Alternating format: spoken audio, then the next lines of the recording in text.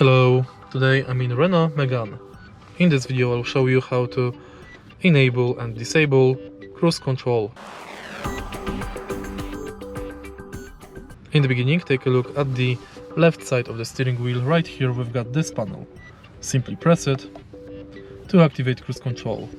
Now accelerate to desired speed, press set minus button, and now you can let the acceleration pedal go.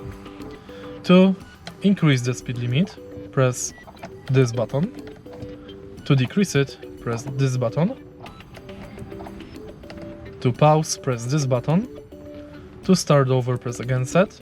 And to disable cruise control, press this button. And that's basically it. If you find this video helpful, please leave a like, comment and subscribe.